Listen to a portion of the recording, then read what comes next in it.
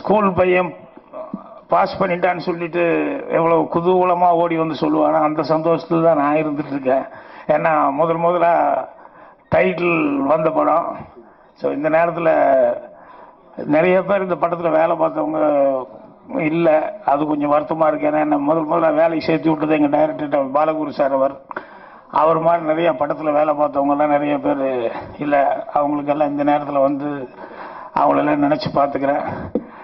இந்த படத்தை பொறுத்த வரைக்கும் ஒவ்வொருத்தரை பற்றியும் சொல்லணும்னா எத்தனையோ சிறப்புகளை சொல்லிட்டு இருக்கலாம். எனக்கு கமலஹாசன் சார் அவர் வந்து நடித்து அந்த ஆத்தா ஆடு வளர்த்தா கோழி வளர்த்தா, ஆனால் நாய் வளர்க்கல, அதுக்கு பதில் என்ன இந்த சப்பானி தானே வளர்த்தான்னு சொல்லும்போது கடகடன்னு அவர் கண்ணில் டிஎட்ஸ் சொல்லும்போது எல்லாருமே செட்டில் டிஎட்ஸ் விழுந்தது. அதே மாதிரி சூப்பர் ஸ்டார் ரஜினி அவர்கள் ஒரு இடத்துல வந்து ஸ்ரீதேவி கோபத்தில் காரி வச்சு துப்பணும். எங்கள் டைரக்டர் சோப்பை வச்சுக்கிட்டு சூப்பராரு, இதை வச்சு இது பண்ணுறாரு, அதை வச்சு தள்ளி பார்க்குறாரு, என்னென்னமோ தெரிச்சு பார்க்குறாங்க, சரியாக வரல. ரஜினிகாந்த் அவர்கள் வந்து ஏங்க இவ்வளோ சிரமப்பட்டு காரி துப்புங்க, நேச்சுரலாக வரணும். எங்கள் டைரக்டர் ஸ்ரீதேவி கூப்பிட்டு ஆஹா அப்படின்னாரு. எனக்கு ஒன்றுமே புரியல. அத்தனை பேர் இருக்கும்போது ஒரு எந்த விதமான சங்கோச்சம் இல்லாமல் அவரே வந்து கம்போஸ் பண்ணி அவரே அபிநயம் பிடிச்சி காமிச்சாங்க. இதெல்லாமே எனக்கு வந்து ரொம்ப புதுசாக இருந்தது. ஸோ சினிமாவில் ஒவ்வொன்றும் இன்னைக்கு இந்த 16 வயதில் படத்தை பார்த்தா இன்னைக்கு நடந்த மாதிரியே எனக்கு ரொம்ப இதாக இருக்குது. அதே மாதிரி வந்து இந்த தன்னம்பிக்கைக்கு அதை விட்டுறக்கூடாது அப்படிங்கிறதுக்கு இந்த 16 வயதில் படம் தான் மிகப்பெரிய ஒரு உதாரணமாக நான் எடுத்துக்குவேன். ஏன்னா ஃபர்ஸ்ட் ஷெட்யூல் இங்கிருந்து மைசூருக்கு போன வேகத்திலே திரும்பி வந்துட்டோம். லொக்கேஷனுக்கே போகல, பெங்களூரில் போய் இறங்கணும். பெங்களூரில் இறங்கின வேகத்திலேயே கால் சீட்டு ப்ராப்ளம் ஏதோ ஒரு ப்ராப்ளம்னு சொல்லி எல்லாத்தையும் திருப்பி மறுபடி கூப்பிட்டு வந்துட்டாங்க. அதுக்கப்புறம் ஒரு தடவை போகும்போது பார்த்தா காரில் வந்து திடீர்னு தீ பிடிச்சி ப்ரொடியூசர்லாம் தப்பிச்சதே பெரிய சமாச்சாரம் அப்படிங்கிற லெவலில் அது ஒரு ப்ராப்ளம் ஆச்சு. அதுக்கப்புறம் ஷூட்டிங் எல்லாம் முடிச்சு நான் டைரக்டர் நிவாஸ் அவங்க அப்துல்லா எல்லாருமே காரில் திரும்பி வந்துக்கிட்டு இருக்கிறோம். வந்துட்டு இருக்கும்போது நடு ரோட்டில் வந்து ஆக்சிடென்ட் ஆச்சு. ஸோ அந்த ஆக்சிடென்ட் இங்கே வடபழனி இதெல்லாம் தாண்டி கொஞ்சம் தூரத்துக்கு முன்னால் நடந்தது. எங்கேயோ அங்கிருந்து வந்துட்டு இருக்கேன். எனக்கு அப்பவும் டவுட்டு என்னன்னா வண்டி ஆக்சிடென்ட் ஆகி எங்கேயோ காட்டுக்குள்ளே போயிடுச்சு. அப்புறம் எல்லாரும் தப்பிச்சதே பெருசு. அதுக்கப்புறம் நான் வந்து சாமிநாதான்னு சொல்லிட்டு இந்த வீலை செக் பண்ணிக்கோன்னு சொல்லிட்டு இருக்கிறேன். ஏன்னா இப்போ அந்த போல்ட்டு கில்ட்டு ஏதாவது கலந்துருந்தேன் என்ன ஆகுறது அப்படின்னு. அதெல்லாம் சரியா இருக்கும், சும்மா இருங்கன்னாரு. எனக்கு டவுட்லேயே இருந்தேன். அதுக்கப்புறம் இங்கே வந்து வடபழனி கொஞ்சம் முன்னால் வந்து ஒரு இடத்துல நான் டீ சாப்பிடணும், கொஞ்சம் நிறுத்து அப்படின்னு.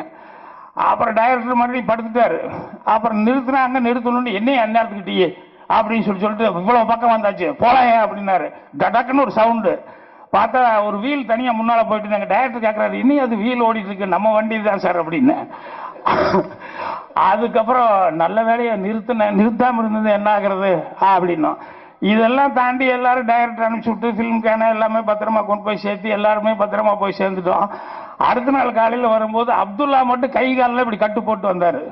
இன்னும் யாருக்குமே அடிபடல. அங்கே ஆக்சிடென்ட் தப்பிச்சோம், இங்கே ஆக்சிடென்ட் தப்பிச்சோம். அப்துல்லா மட்டும் இப்படி கட்டு போட்டு வர்றாருன்னா, இல்லை ராஜன் உங்களை இறக்கி விட்டாதான், என்ன தேனாம்பேட்டில் இறக்கி விட்டு அவர் ஆழ்வார்பேட்டைக்காரனுக்கு பஸ்ஸில் இதில் ஆட்டோவில் போயிருக்காரு.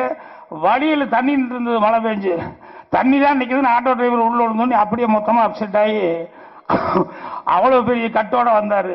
ஸோ நாங்கள்லாம் சிரிச்சுக்கிட்டோம். உங்கள் ஒரு ஆளுக்காக வந்து எல்லாருமே ராத்திரி போகிற சோதனைக்குள்ளாயிருக்கோம் அப்படின்னு சொல்லிட்டு.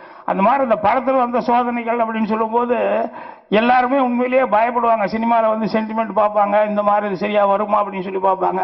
ஆனால் அதெல்லாம் தாண்டி இந்த படத்தில் வந்து ஒவ்வொருத்தரும் வந்து அந்த அளவுக்கு ஒரு கஷ்டப்பட்டு சரித்திரமாக சகாப்தமாக இந்த படத்துக்கு பண்ணியிருக்காங்க. இதில் வந்து நான் வந்து முதல் படமாக எனக்கு வந்து கிடைச்சது அப்படிங்கிறது. ஏன்னா நான் ஊர்லேருந்து தான் கமல் அவர்களை எல்லாம் ஊர்ல இருந்து பார்த்து ரசிச்சிருக்கேன்.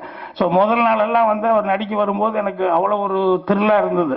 ஸோ இந்த படத்தில் வந்து நான் வேலை பார்த்ததுங்கிறது எனக்கு ரொம்ப பெருமையாக இருக்குது. இத்தனை வருஷம் கழிச்சதுக்கு அப்புறம் கூட இந்த படத்தை பொறுத்த வரைக்கும் நான் என்னென்ன இது ஒரு டிக்ஷனரி மாதிரி இந்த படம்.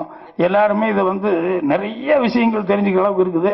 அதனால் இங்கே குருநாதர்கிட்ட வேலை பார்த்தது, மறுபடியும் இந்த வெற்றி வந்து மறுபடியும் கலந்துக்கிட்டது, மீண்டும் இது வெற்றி பெற போகுது, அதுலேயும் கலந்துக்கிறது நினைச்சு ரொம்ப சந்தோஷப்படுறேன். அனைவருக்கும் என்னுடைய வாழ்த்துக்கள் தெரிவிச்சு. எனக்கும் இந்த மேடைக்கு சமீபத்தில் அந்த 100ஆண்டு விழா நிகழ்ச்சியில வந்து மதுன்னு ஒரு மலையாள நடிகர், மயில் அழகா இருக்கும், ஆனா அந்த 50 வயசுல எந்த மயில் அழகா இருக்கும் ஸ்ரீதேவி மாதிரி சொல்லுங்க பார்க்கலாம். பாம்பேல தான் இருப்பாங்க.